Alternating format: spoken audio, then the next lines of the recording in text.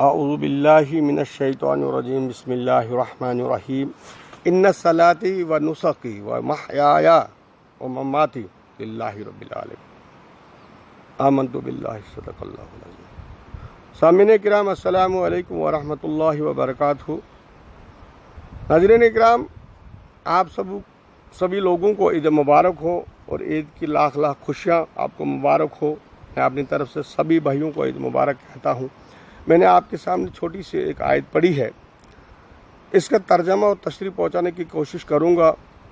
ان لوگوں کے لیے مبارک کی بات ہے جو عید نماز کے فوراً بعد قربانی کا فریضہ انجام دیں گے۔ یہ سنتے ابراہیمہ ہے، لیکن اس کو سمجھنے کی بات ہے کہ جانور کی گردن پہ چھری چلانے سے پہلے ہمیں اپنے آپ میں ایک سوال پیدا ہوتا ہے۔ یہاں پر ہمیں اپنے آپ سے پوچھنا ہے، جو آیت کہتی ہے کہ جب ہم یہ دعا پڑھتے ہیں جانور کو ذبح کرتے وقت، ان الصلاۃ، بے شک میری نماز، تو یاد رکھنا قیامت کے دن پہلے یہ سوال ہوگا کہ نماز نماز نماز، بے شک میری نماز وہ ایک وقت یا وہ کیا کہتے ہیں صرف جمعہ کی نماز یا صرف عید کی نماز یا صرف نماز جنازہ نہیں ہوگی، وہ 5 وقت کی نماز کا سوال ہوگا۔ ان الصلاۃ، بے شک میری نماز، اگر میری نماز 5 وقت ہے تو میں یہ جانور کا ذبح کرنا مجھے قابل قبول ہوگا، ورنہ پوچھا جائے گا اللہ کے یہاں، پوچھا جائے گا کہ تو نے تو وعدہ کیا تھا کہ بے شک میری نماز، تو نے نماز تو ادا ہی نہیں کی تھی، تو جھوٹ بولا تو نے۔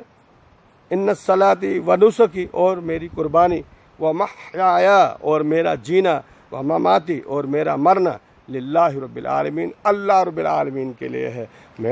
میری نماز، میری قربانی، میرا جینا اور میرا مرنا اللہ کے لیے۔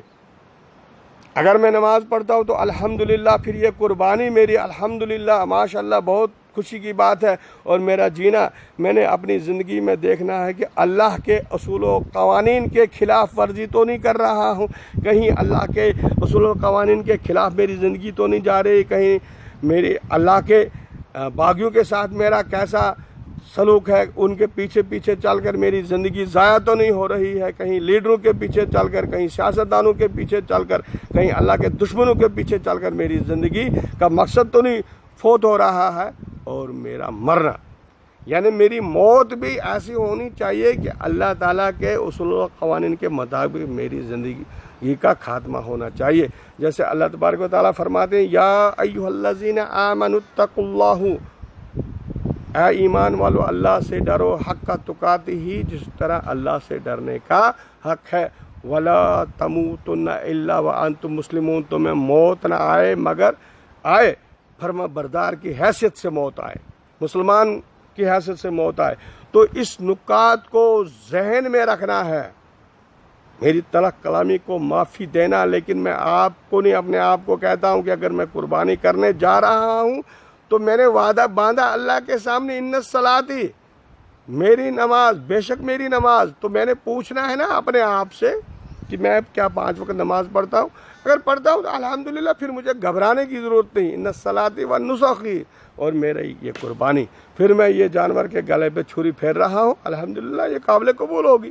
یہ سوال ہے، وہ محیای، اور میرا جینا، پھر زندگی کے ہر لمحے پر مجھے یہ اپنے آپ سے سوال کرنا ہے کہ کیا میں اللہ کی رضا کی خاطر جی رہا ہوں، کہ اللہ کے رضا کے باہر جا کر میری زندگی کا کوئی موڑ تو نہیں ہو رہا ہے۔ اللہ کی رضا کے لیے میری زندگی کا ہر مقصد، ہر پہلو ہونا چاہے کہ اللہ کے باغیوں کے ساتھ کہیں میرا اٹھک بیٹھک تو نہیں ہے، ان کے ساتھ میرا کیا سلوک ہے، ان کے ساتھ میں کیسے رہ رہا ہوں، اور اللہ کے دوستوں کے ساتھ میرا کیا سلوک ہے، یہ بھی میں نے طے کرنا ہے۔ اور میرا مرنا، مماتی، و محیای و مماتی، اور میرا جینا اور میرا مرنا، للہ رب العالمین، اللہ رب العالمین کے لیے ہونا چاہیے۔